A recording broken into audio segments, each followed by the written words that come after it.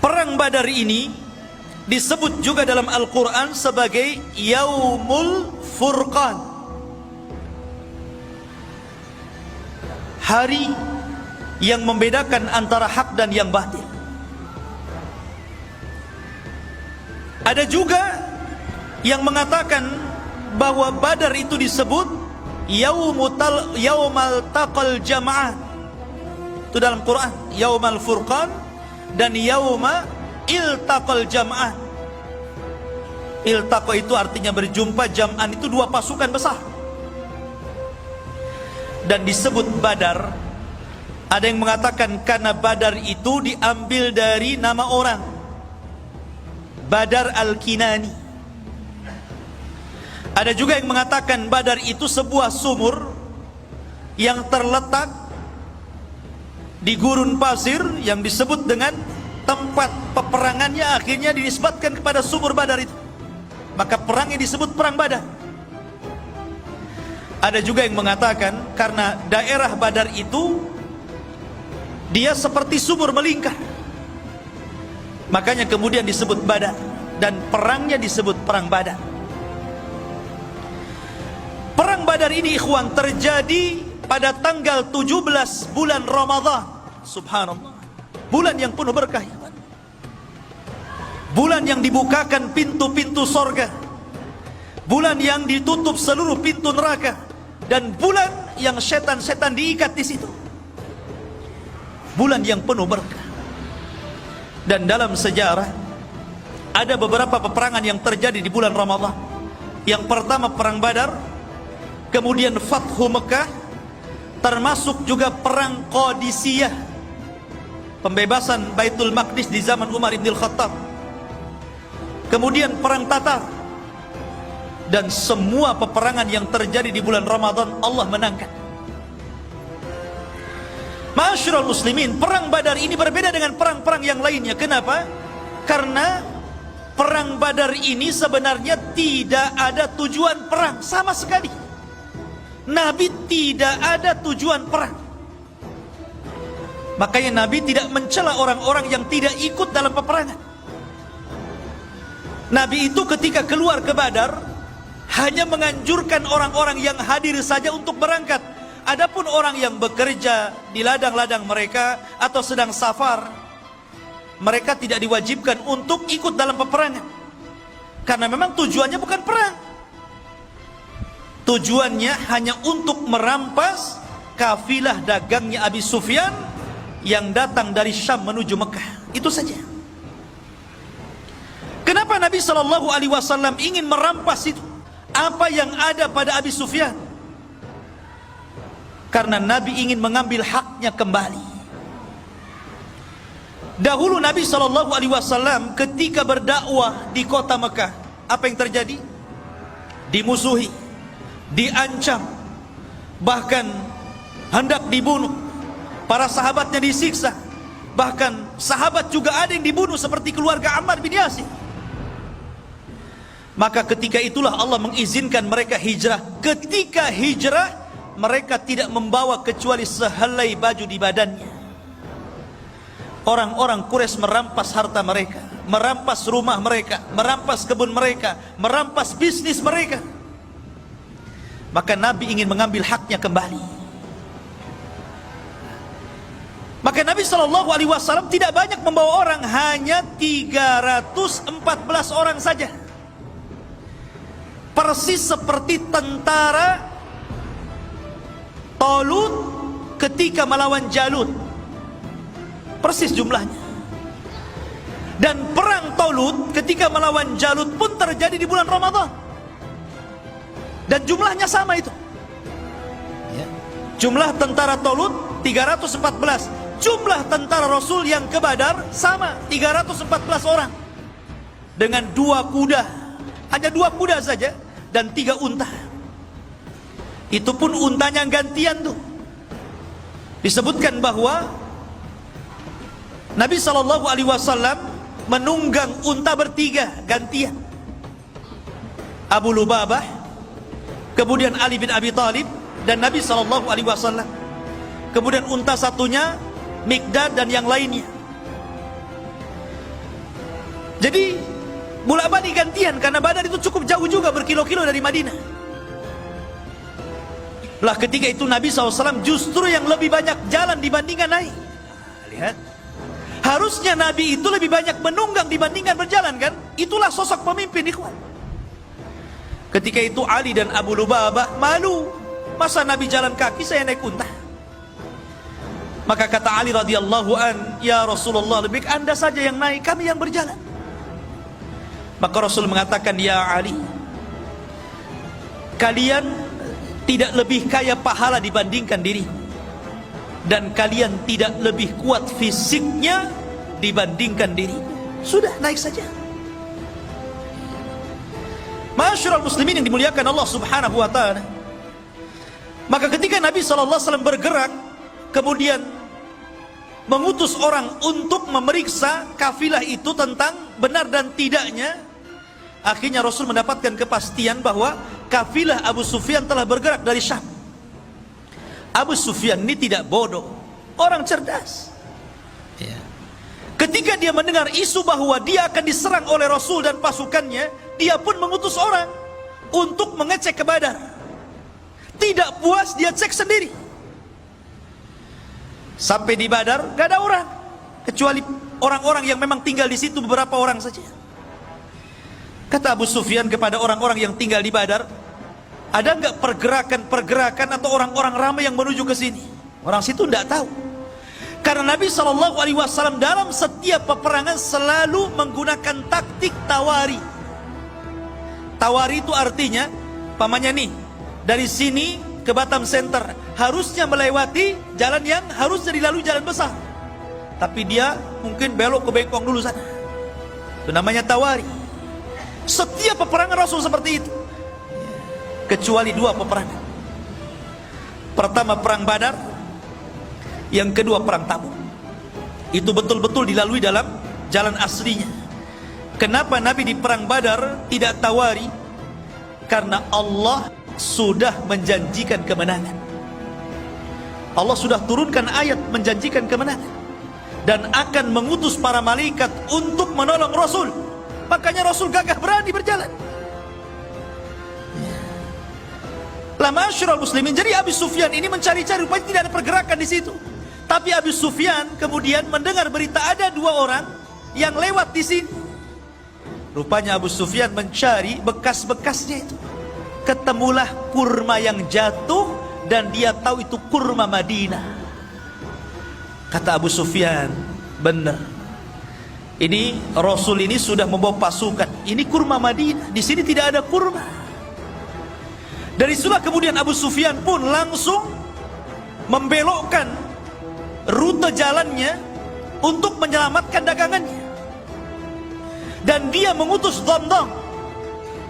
Dia mengatakan, ya Dhamdham, berapa hari kau bisa berjalan ke Mekah, ke Quraisy? Kata Dhamdham, 2 minggu. Kata Abu Sufyan, bagaimana kalau seandainya ku beri ongkos 5 kali lipat daripada ongkos biasa, tapi kau harus sampai 2 hari sampai di sana. Bisa bayangkan, 2 hari yang ditempuh 2 minggu jadi 2 hari pakai kuda. Gimana nasib kudanya itu? Ya tentu dia tidak istirahat kan gitu, 2 hari harus sampai. Maka Dhamdham pun kemudian dengan berjalan kencang menuju mana? Menuju Quraisy, ingin memberitahu Abu Jahal. Sampai di Quraisy, dia udah kecapean, udah kecompang-camping semuanya kan. Dia pun naik ke atas bukit. Kemudian kebiasaan tradisi Arab, kalau membawa berita yang sangat menghebohkan dan mengkhawatirkan, maka selalu melepas bajunya dan membalikkannya. Itu tradisi mereka. Kemudian dia berteriak-teriak dan mengatakan, sesungguhnya dagangan-dagangan kalian yang dibawa Abu Sufyan terancam dan dia tidak bisa mempertahankan karena dia sendirian. Maka mendengar bahwa harta-harta mereka akan dirampas Rasul dan para sahabatnya, maka Utbah dan Abu Jahal, Fir'aunnya umat ini, langsung bergerak mengumpulkan seluruh orang-orang Quraisy dan memaksa untuk keluar semuanya. Tidak boleh satu pun yang tinggal. Kalaupun dia tidak ikut dalam perang, minimalnya dia harus menggantikan dan membayar orang sebagai gantinya. Ketika itu ada kisah Umayyah ibn Khalaf. Umayyah bin Khalaf ini sudah tua, badannya gemuk. Ya tidak segemuk saya lah ya, gemuk. Dia minta uzur, tidak mau berangkat gitu kan. Kenapa? Karena sebelumnya ada tokoh syair, tukang penyair, tokoh paling hebat, tukang syairnya Arab ya. Dia mengatakan, kalau kalian tetap keluar membantai Muhammad dan pasukannya, sama saja kalian membantai anak dan saudara kalian. Bukankah mereka adalah kerabat-kerabat kalian juga di sini? Lebih baik sudah tinggal di sini. Tapi Abu Jahal mengatakan tidak. Kita akan berangkat, kita akan bunuh Muhammad dan pasukannya. Setelah itu kita akan bernyanyi, kita akan minum khamar, dan kita akan rayakan kemenangannya. Dan tidak ada yang bisa untuk menakut-nakuti Arab setelah ini. Ketika itu Umayyah bin Khalaf, dia minta uzur. Nampaknya saya tidak bisa berangkat. Abu Jahal cerdas, ini Umayyah ini pimpinan nih. Kalau dia tidak ikut, kabilahnya bisa tidak ikut. Akhirnya kemudian dia bawa kayu gaharu. Antum tahu gaharu? Yang dibakar itu? Di Jabal Uhud ada tuh. Kayu gaharu. Kayu gaharu itu zaman itu digunakan untuk pewangian perempuan. Jadi kalau perempuan mau kawin, biasanya diletakkan kayu dibakar, kemudian bajunya itu dikebas-kebaskan biar wangi. Kayu gaharu. Artinya itu untuk perempuan. Abu Jahal membawa kayu gaharu, diletakkan di depan Umayyah bin Khalaf. Kata Umayyah, ngapain kamu bawa gaharu ke sini? Ya, karena engkau perempuan. Kalau engkau laki-laki, engkau akan ikut perang. Lihat cerdas. Ya. Akhirnya kemudian bangkit keberaniannya. Kenapa Umayyah itu takut berperang? Karena dia pernah mendengar ramalan dari siapa? Dari kawannya Sa'd bin Mu'adz. Sa'd bin Mu'adz ini pemimpin Ansar, dan dia berkawan dengan Umayyah di masa jahiliyah, dan di masa Islam pun tetap baik. Jadi ketika Sa'd ibn Mu'adz ini umrah, ingin tawaf gitu kan di Ka'bah, dan dia sudah masuk Islam, Umayyah bin Khalaf ini siap menjamin keamanannya. Karena dia tahu siapa ini pembesar orang-orang Ansar, orang-orang Madinah, orang-orang Yathrib. Tapi kemudian ketika ketemu dengan Abu Jahal, tidak suka Abu Jahal, kemudian mengancam untuk membunuhnya. Tapi Sa'ad Ibnu Mu'adz ini mengancam balik Abu Jahal. Kalau engkau ingin membunuhku wahai Abu Jahal, ingat, seluruh orang-orang yang berniaga dari Mekah ke Syam, rutenya lewat jalur rute jalanku. Akan kusuruh anak buahmu membantai kamu dan orang-orang yang berdagang ke Syam. Ketika itulah, karena Umayyah tidak membelanya, dia mengatakan, ingat wahai Umayyah, aku pernah mendengar Nabi SAW mengatakan bahwa engkau akan dibunuh. Engkau akan dibunuh. Disitulah dia terkenang dengan ramalan Sa'd bin Mu'adz, makanya dia nggak mau berangkat. Karena dia tahu bahwa tidak mungkin Sa'd ini bicara sembarangan. Tapi cerdas lagi Abu Jahal, biar dia mau perang dibuat kayak gitu kan. Kamu ini perempuan, bukan laki-laki. Kau laki-laki berangkat jihad. Akhirnya bangkit, diajak juga anaknya. Semuanya keluar kecuali kabilah Bani Adi dan Abu Lahab. Abu Lahab tidak keluar, dan dia menggantikan orang dan membayarnya untuk keluar. Kan itu syaratnya, kalau tidak ikut perang harus ganti orang dan bayar. Keluar semuanya ikhwan, jumlahnya 1000 lebih. Berangkat mereka.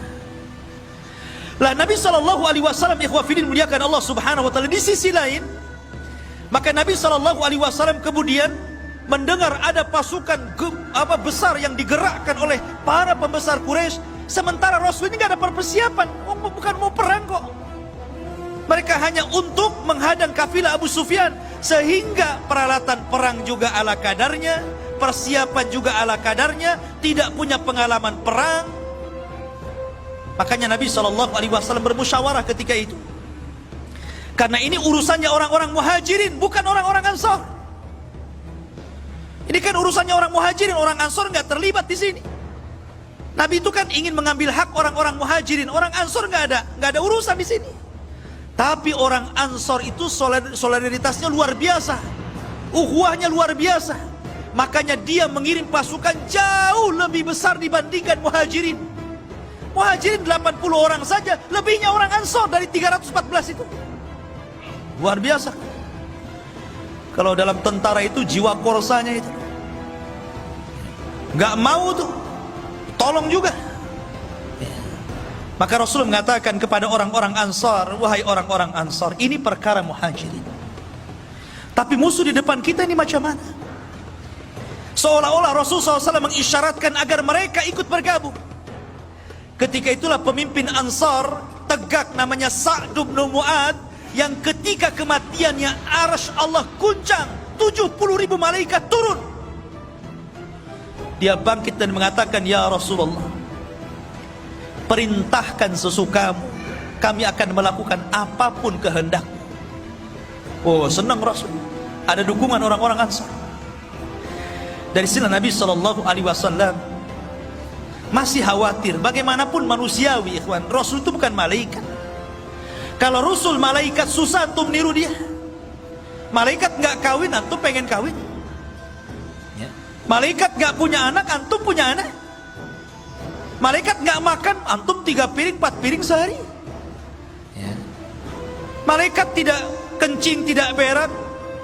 Malaikat itu berbeda dengan makhluk. Makanya Rasul itu manusia, jadi ada sisi kemanusiaannya. Rasa takut itu wajar. Takut kalah, karena melihat bahwa pasukan orang Quraisy itu besar dan pasukan dia sedikit. Maka Nabi SAW berdoa tengah malam. Kemudian dia menagih, seolah-olah menagih janji Allah Subhanahu wa ta'ala. Allahumma wa'daka alladhi wa'adtani ya Rabb. Mana janjimu yang kau janjikan kepadaku? Terus Nabi SAW seperti anak kecil meminta kepada orang tuanya. Mulihi fid du'a, mengeluh, merengek kepada Allah Subhanahu wa ta'ala akan janji yang Allah janjikan kepadanya. Sampai saking khusyuknya Rasul berdua dan menangis, ridanya terbang, diambil Abu Bakar dan mengatakan, yakfika ya Rasulullah, cukup Rasul, cukup sudah. Maka Rasul mengatakan, Allahumma intahlik hadhil isabah falan tu'bad abada. Ya Rabb, kalau kau hancurkan kelompok yang sedikit ini, maka engkau tidak akan ada yang menyembah lagi di permukaan bumi.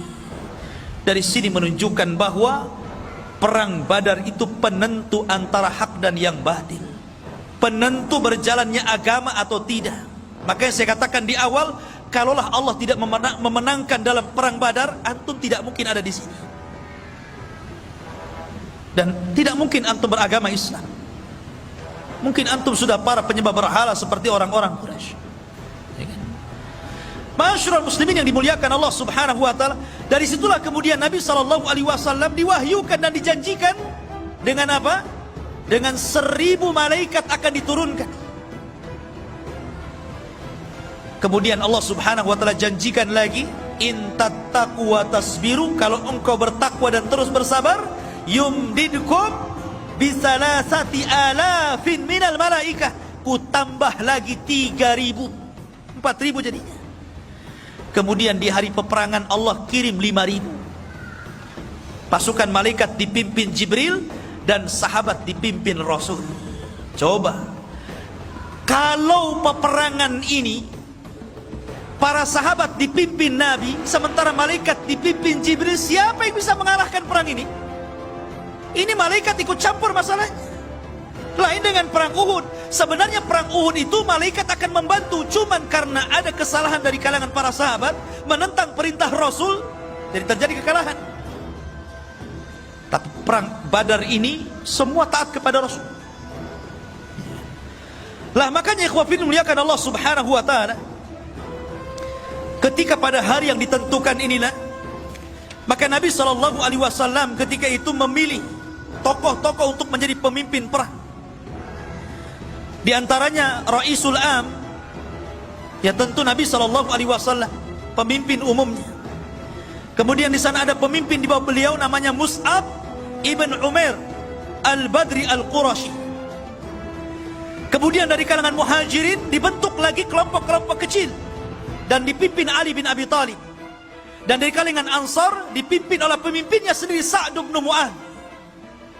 Dan dibuat bersop-sop. Rasul membuat taktik perang yang tidak dikenal orang-orang Arab. Siapa yang mengajarkan? Allah yang mengajarkan. Ya. Bahkan Nabi SAW sebelum berperang itu membariskan saf seperti Anda dalam sholat. Bagaimana Anda dalam sholat? Tentu antum akan baris kan? Akan merapatkan safnya. Ya. Saf salat gimana? Tumit dengan tumit berjumpa, bahu dengan bahu berjumpa. Makanya kalau sholat itu kaki jangan terlalu meregang, nanti bahunya nggak ketemu. Harus sama, jadi bahunya ketemu, tumitnya juga ketemu. Itu namanya merapatkan saf dan meluruskannya. Kalau seperti itu pasti lurus tuh sholatnya. Ini mah enggak ya, imamnya ngomong apa? Rapatkan saf kalian. Tapi ketika sang imam jadi makmum, dia pula yang tidak merapatkan safnya. Cemana pula imam ini? Masyarul muslimin yang dimuliakan Allah Azza wa Jalla. Lah setelah itu kemudian Nabi SAW membariskan. Ada satu kisah ketika Rasul membariskan saf tentara ini. Ada yang mengatakan ada seorang namanya Sawad, ada yang mengatakan Ukasa bin Mihsan. Jadi orang itu lurus barisnya, ini agak ke depan nih. Maka Nabi SAW mengambil tongkat kemudian memukul perutnya supaya mundur. Nabi SAW tegas ya. Rupanya kejadian ini teringat satu kisah di saat akhir wafatnya Nabi SAW. Ketika Nabi SAW sudah sakit parah, kemudian mengumpulkan para sahabatnya dan mengatakan di hadapan para sahabatnya, wahai manusia, ya ayyuhan nas, man kuntu darabtu dhahran fahada dhahri falyaqtas minni. Wahai manusia, siapa yang dulu pernah kupukul punggungnya, nih punggungku kisah sekarang. Ketika itu semua para sahabat terdiam. Tidak mungkin para sahabat bicara ketika bicara Rasul. Tidak mungkin para sahabat berani ketika Nabi sedang berceramah. Tiba-tiba ada seorang sahabat bangkit kemudian mengatakan, ana ya Rasulullah, ma dumta talabtal qasas fa ana aqtas mink. Selama engkau menuntut kisos, saya ingin mengkisos dirimu. Semua melihat sahabat ini. Kurang ngajar nih sahabat ini. Ya. Nabi sudah sakit, tiba-tiba bangkit kemudian mengatakan seperti itu. Ali datang, ya Rasulullah, biar saya yang dipukul. Abbas datang mengatakan, ya Rasulullah, biar saya yang dipukul. Kata Rasul, dia biar dia kisos aku. Rupanya laki-laki itu namanya Ukasa bin Mihsan, yang tadi itu di perang Badar dipukul itu. Dia minta kisos dia. Ya. Maka kemudian Ukasa datang kepada Rasul. Rasul kaget, kenapa? Ini Ukasa. Ukasa ini siapa? Satu di antara sahabat yang dimasukkan dalam 70.000 orang yang masuk surga tanpa hisab dan azab. Kata Rasul, ketika dia bermimpi di padang mahsyar, dia melihat ke arah kiri ada umat yang sangat besar. Kemudian malaikat mengatakan, itu bukan umatmu, itu umatnya Musa. Kemudian melihat ke arah kanan ada yang lebih besar lagi, kata Jibril, itulah umatmu. Dan dari umatmu ada 70.000 manusia yang masuk surga tanpa hisab dan tanpa azab. Ciri-cirinya, mereka tidak minta ruqyah, mereka tidak minta dikai, mereka tidak tatayur, dan mereka senantiasa bertawakal kepada Allah Subhanahu wa ta'ala. Ukasah bangkit, Rasul, doakan aku termasuk mereka. Kata Rasul, ku doakan kau termasuk mereka. Maka Rasul kaget, ya Ukas, rupanya engkau. Bukankah aku sudah berdoa kepadamu, engkau dimasukkan 70.000? Kenapa kau meminta kisos kepadaku? Maka Ukasha mengatakan, engkau yang meminta. Bukankah engkau yang meminta, wahai Rasul? Maka saya ingin mengkisos diri. Maka Rasul mengatakan, ambilkan tongkat, berikan kepadanya. Maka Ukasha dengan gemetaran mengambil tongkat. Kata Ukasha, Rasul, waktu kau pukul diriku, aku gak pakai baju. Maka kamu harus melepas baju.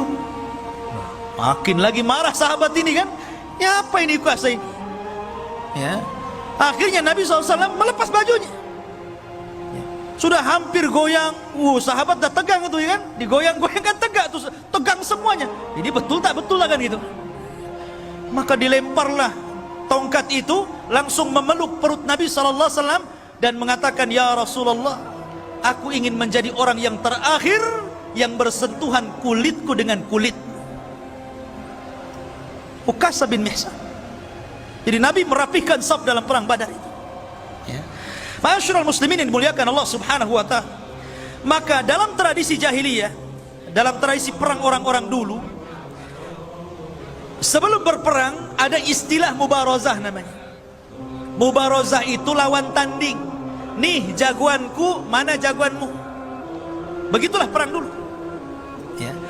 Lah ketika itu orang-orang Quraisy mengeluarkan jagoan-jagoan mereka dan menantang jagoan-jagoan Nabi SAW. Maka ketika itu dikeluarkanlah Utbah bin Rabi'ah, orang yang paling benci kepada Rasul. Kemudian saudaranya Syaibah bin Rabi'ah. Kemudian anaknya Utbah juga, Al-Walid ibn Utbah bin Rabi'ah. Ini orang sangar-sangar nih, orang-orang garang-garang dari Quraisy. Mereka orang-orang yang paling jahat. Kemudian Nabi SAW mengeluarkan 3 orang Ansar, tapi ditolak dan mengatakan, kami tidak ada urusan dengan orang Ansar.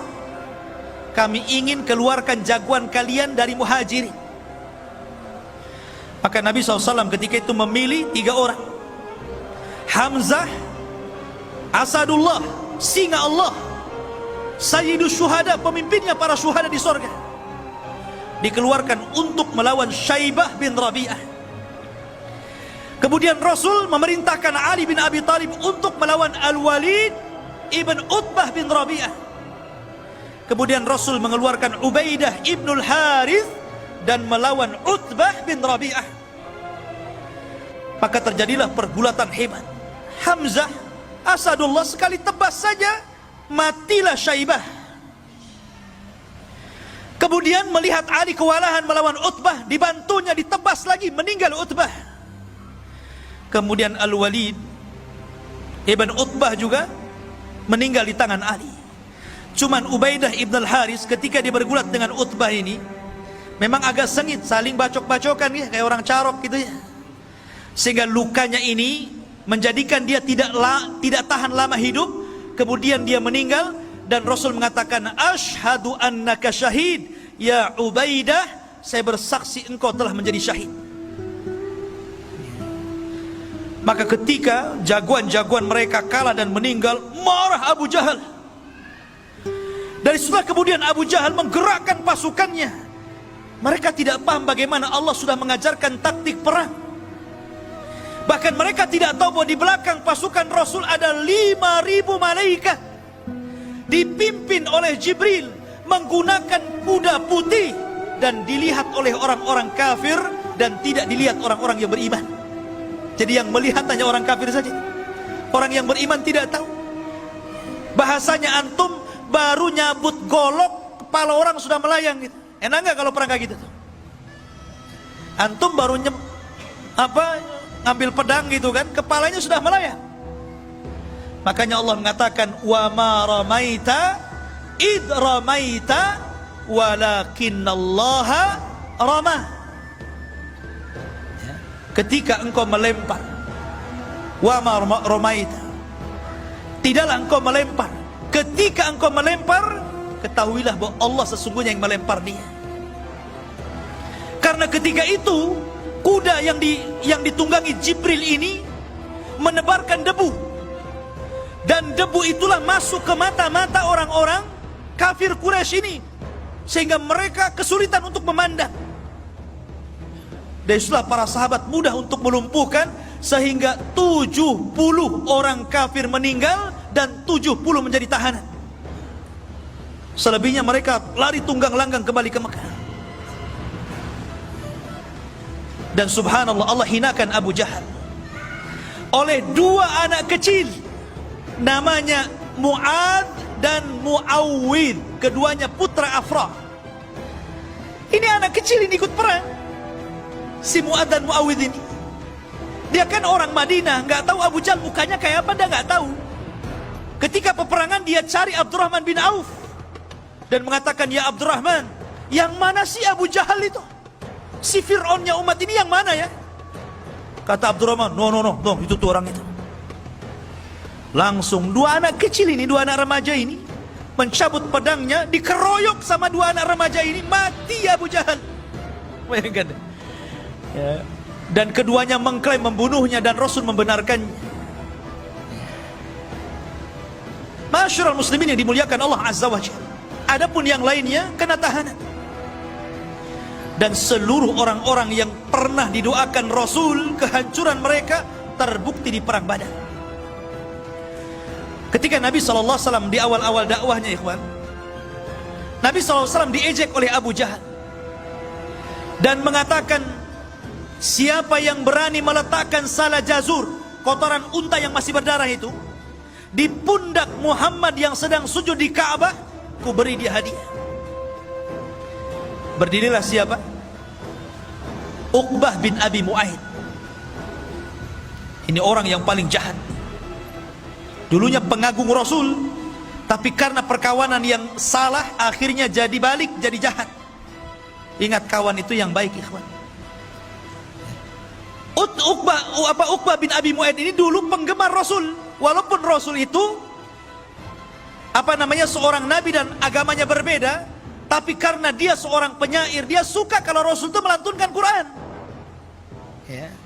Makanya suatu ketika karena bangganya mengidolakan, ya samalah seperti antum orang Islam mengidolakan para pemain bola. Para pemain bola itu sebagian mereka kafir, bahkan kebanyakan kafir, tapi antum idolakan kan, pasang gambarnya kalau dia bertamu ke rumah antum, kemudian selfie, viral tuh. Lah begitulah idolanya Uqbah bin Abi Mu'aid ini kepada Rasul. Jadi suatu ketika dia meminta kepada Rasul untuk bertamu, maunya ngasih makan, ngasih jamuan, tapi Rasul tidak mau makan. Alasannya apa? Karena kamu kafir, kalau kamu Islam saya mau makan. Jadi akhirnya pura-pura dia bersyahadat, yang penting idolanya mau makan. Syahadatnya ini tersebar, maka Umayyah bin Khalaf, kawan dekatnya ini marah. Kau dengar, kau sudah bersyahadat ya, kau ikut agama Muhammad ya? Oh enggak, saya hanya ingin menjamu dia saja, saya pura-pura saja. Enggak, kamu sudah masuk Islam, bukan kawan saya. Akhirnya dia mengatakan, enggak, saya ingin berkawan dengan kamu, saya siap melepaskan itu semuanya. Akhirnya dilepaskan lagi syahadatnya. Kemudian dia mengikuti Umayyah dan berjanji untuk menghinakan Rasul. Disinilah kesempatannya. Jadi ketika Abu Jahal ini menawarkan untuk menyakiti Rasul, Uqbah bangkit dia, biar saya saja. Dia ingin membuktikan perkawanannya, bahwa dia masih satu geng dengan Umayyah. Dia mencari kotoran unta. Hati-hati antum kalau cari kawan ya. Maka dia cari, Allah takdirkan ketemu pula tuh. Ketika Rasul sedang sujud, diletakkan itu kotoran unta, ya kemana-mana. Rasul sujud tidak berhenti. Fatimah datang yang masih kecil, menangis melihat bapaknya dihinakan, kemudian dibersihkan. Kemudian mengatakan, ya abi, wahai bapakku, ud'u ala haula, doakan kehancuran kepada mereka. Maka Rasul pun mulai mendoakan kehancuran satu persatu. Dan semua orang yang didoakan Rasul ketika itu terbukti di perang Badar. Semua orang yang tertawa mengejek Rasul ketika Uqbah bin Abi Mu'aid menghina Rasul, semuanya terbunuh di perang Badar. Ma'asyiral muslimin yang dimuliakan Allah Subhanahu wa taala. Lah ketika itu Nabi SAW dan para sahabatnya berhasil mengalahkan dan memukul mundur orang-orang kafir Quraisy. Ma'asyiral muslimin yang dimuliakan Allah Subhanahu wa taala. Ada satu kisah yang menarik. Kita tahu bahwa Salah satu paman Rasul namanya Abbas. Abbas ini sebenarnya ada yang mengatakan dia sudah masuk Islam, cuman disembunyikan keislamannya, tapi masih tinggal di Mekah karena dia melihat keluarganya ada di situ. Ada yang mengatakan dia tidak masuk Islam, tetapi walaupun demikian dia menganggap Rasul adalah kerabatnya, keluarganya, tidak mungkin dia memerangi, tapi karena dipaksa oleh orang-orang Quraisy akhirnya berangkat juga dia. Nabi SAW ketika itu mewanti-wanti kepada para sahabatnya, kalian kalau dalam peperangan berjumpa dengan pamanku Abbas, jangan kalian bunuh. Abu Hudzaifah ketika itu tidak terima dan mengatakan, ya Rasulullah, mereka akan membunuh anak-anak kita, mereka akan membunuh saudara-saudara kita dan keluarga kita, kenapa kita tidak boleh membunuh Abbas? Maka Umar bin Khattab radhiyallahu anhu marah karena Abu Hudzaifah ini tidak mendengar apa yang diperintahkan Rasul. Apa kata Umar? Ya Rasulullah, da'ni adrib unuqa fa innahu munafik. Rasul, sebelum perang ku tebas saja lehernya Abu Hudzaifah, dia munafik dia. Ya. Maunya Umar itu kalau Rasul yang perintahkan sami'na wa ata'na. Itulah para sahabat. Begitulah para sahabat. Makanya ketika itu para sahabat Rasul ketika hendak bergerak ke perang Badar, mereka mengatakan, ya Rasulullah, jangan samakan kami dengan Bani Israel yang mengatakan kepada Musa, idhab anta wa rabbuka faqatila, berangkat engkau dengan Tuhanmu berperang berdua saja, jangan ikutkan kami. Kami tidak seperti itu. Kalau engkau mengatakan berperang, maka kami siap berperang. Itulah para sahabat. Maka ketika itu dari 70 tawanan, kan 70 mati, dan dari kalangan orang-orang kaum muslimin tidak banyak, kurang dari 10 orang saja yang meninggal dunia, yang syahid. Tapi dari kalangan orang-orang Quraisy 70 meninggal dan 70 menjadi tawanan. Lah tawanan ini salah satunya yang ditawan siapa? Abbas. Ini kena tawan nih. Ketika itu orang Ansor mengaku dan mengatakan, ya Rasulullah, aku yang menawannya. Kata Abbas, diam kau bodoh. Bukan kamu yang menawan. Yang menawanku adalah seorang laki-laki yang berpenampilan aneh, pakai kuda putih, kemudian pakaiannya putih. Maka Rasul mengatakan, ya Abbas, itulah malaikat. Yang menawanmu adalah malaikat. Lah ma'asyiral muslimin yang muliakan Allah Azza wa Jalla, akhirnya kemudian Abbas ini dirantai, sebagai tawanan dirantai. Tidak boleh lepas lagi. Nanti kabur dia kalau nggak dirantai.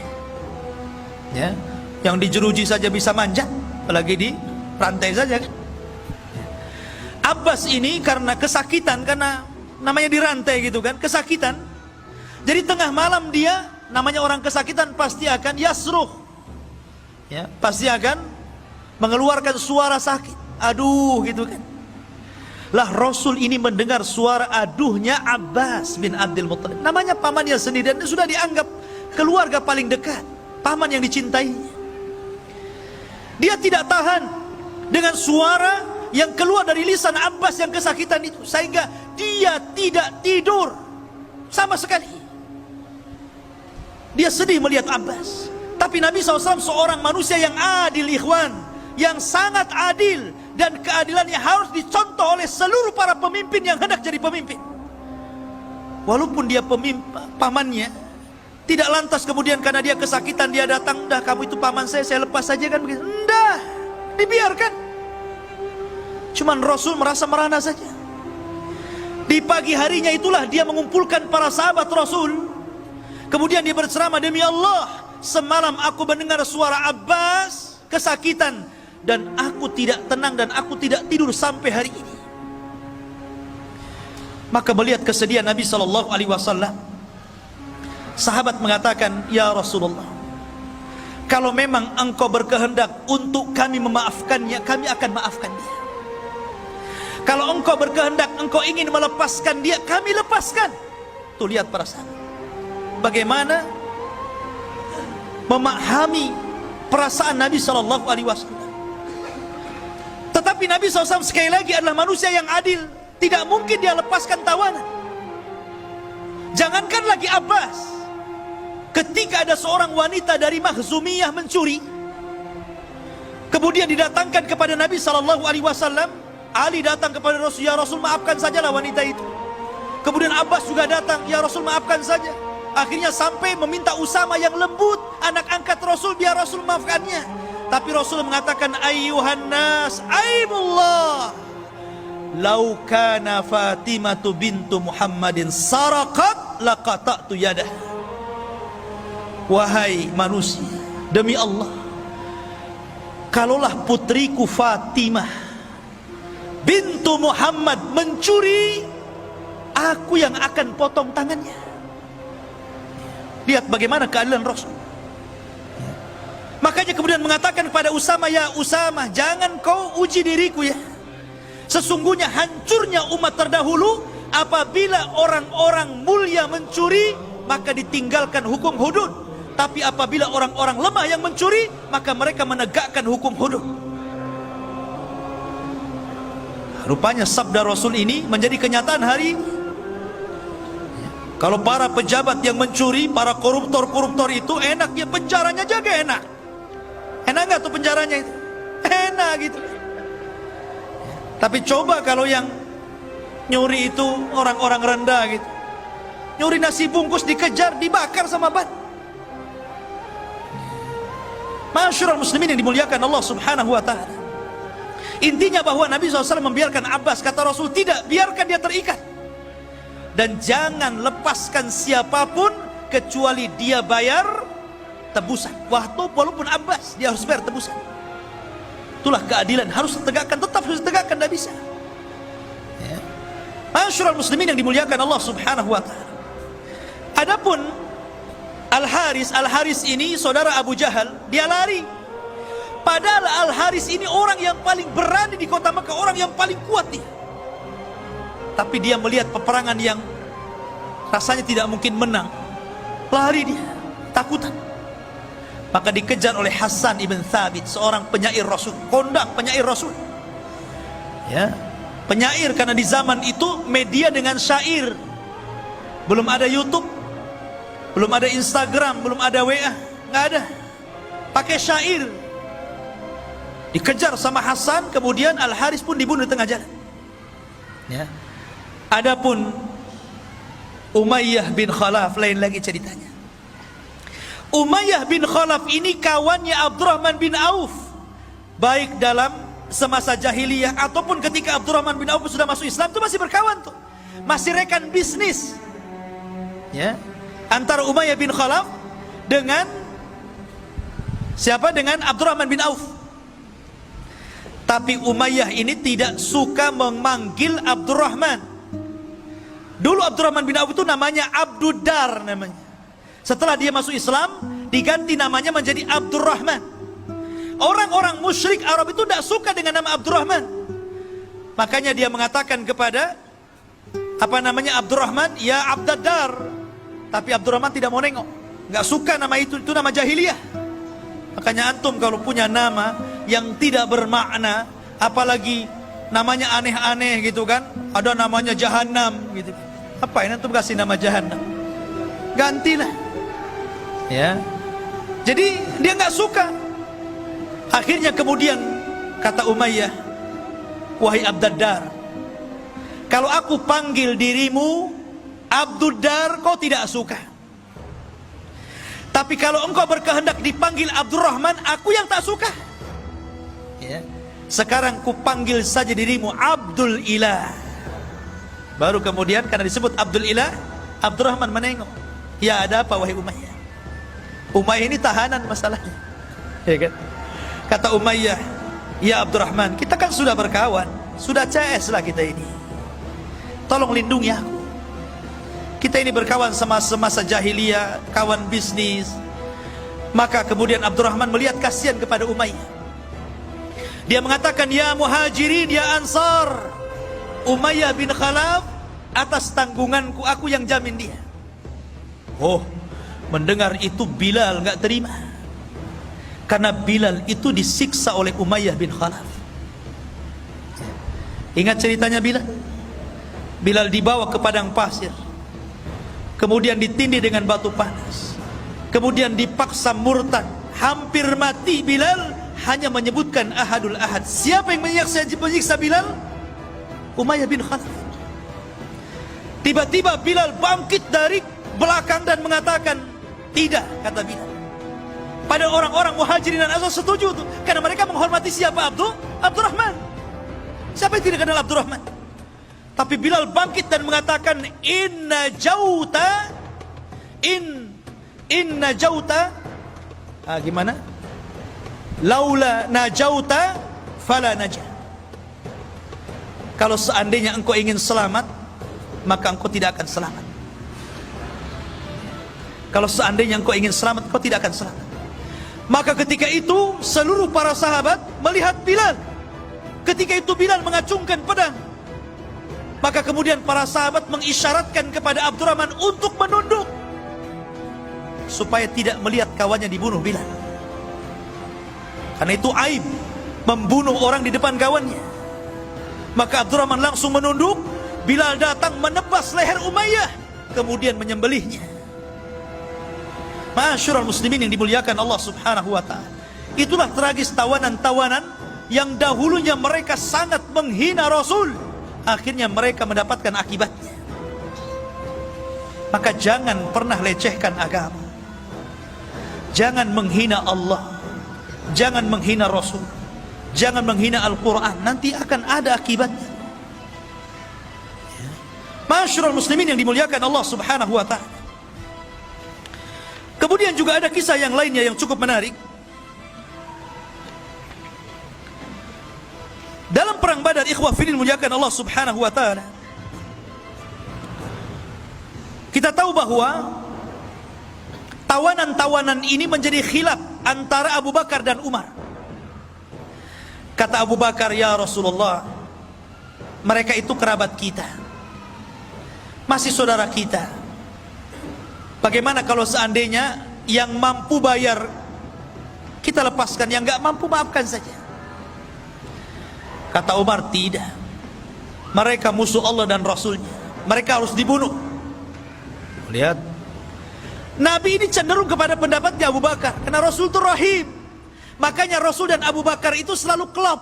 Maksudnya perasaannya itu halus. Lain dengan Umar. Ya, orang itu kan begitu ya. Ada yang lembut, ada yang kasar. Ya, nah memang Nabi Adam juga diciptakan dari benda tanah-tanah yang halus, yang keras.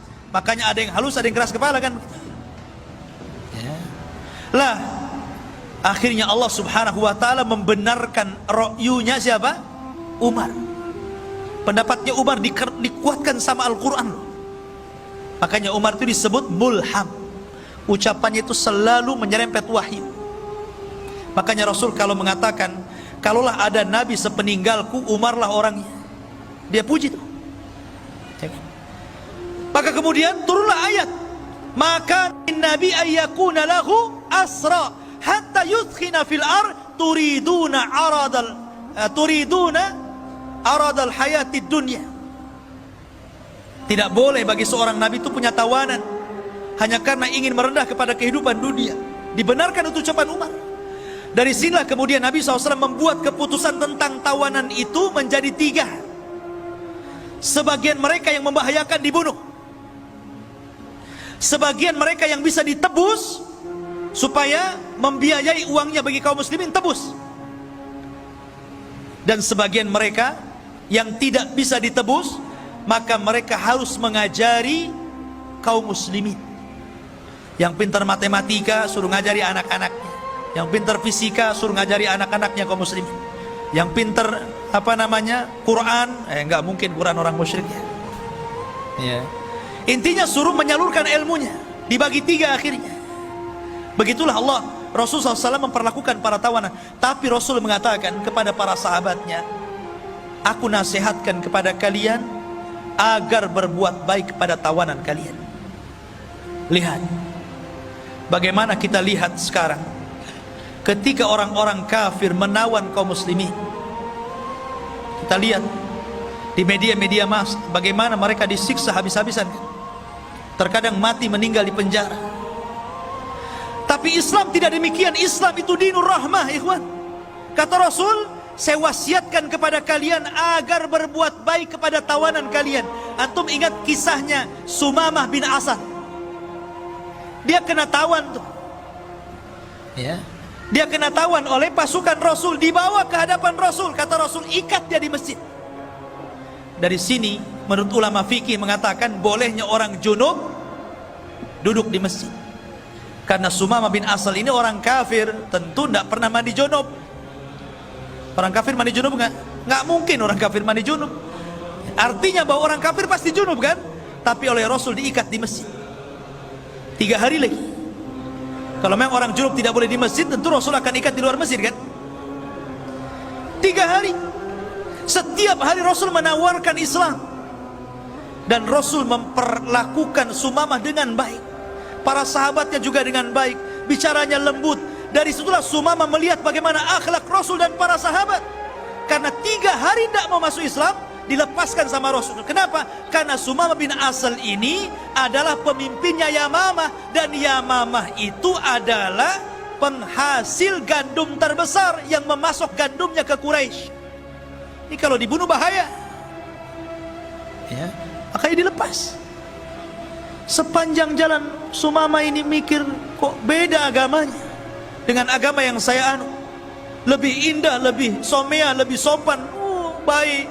Balik lagi dia, kemudian mengislamkan dirinya, asyhadu an la ilaha illallah wa asyhadu anna Muhammadar Rasulullah. Lihat, kan dia bisa aja pulang kan, balik lagi masuk Islam dia. Itulah bagaimana Rasul memperhatikan tawanan dengan baik. Akhirnya Rasul mengajarkan bagaimana cara umrah. Mendengar Sumamah ini masuk Islam, orang Quraisy marah tuh. Ketika dia umrah hampir panah-panah menghadang dia. Kata Sumamah, coba-coba kalian panah saya, ku stop gandum kepada kalian, kelaparan kalian. Akhirnya betul di stop betul. Habis umrah dia pulang, dia stop. Kata Sumamah, aku baru akan ngirim gandum kepada kalian kalau ada izin dari Nabi SAW. Akhirnya berbulan-bulan mereka nggak ada makanan, datang minta izin agar dilepaskan. Akhirnya dikirim lagi. Lah ini ikhwafin muliakan Allah Subhanahu wa taala. Bagaimana Rasulullah SAW memperhatikan tawanan. Maka perang Badar ini luar biasa banyak pelajaran yang kita bisa petik. Salah satunya ikhwafin muliakan Allah Subhanahu wa taala, bahwa dalam perang ini di mana Allah Subhanahu wa taala memuliakan agama ini karena mereka memuliakan Allah dan Rasulnya. Mereka taat dengan Allah dan Rasulnya. Mereka ikut berperang bersama Nabi SAW. Kemudian yang kedua, kalaulah Allah Subhanahu wa taala tidak menolong dalam perang Badar ini, tentu kita tidak pernah beragama Islam lagi. Dan ini nikmat yang sangat besar. Makanya Badar itu perang pertama dalam Islam. Perang pertama yang menentukan hak dan yang batil. Perang pertama disembah dan tidaknya Allah. Dan perang yang menentukan tegaknya la ilaha illallah. Itulah perang Badar.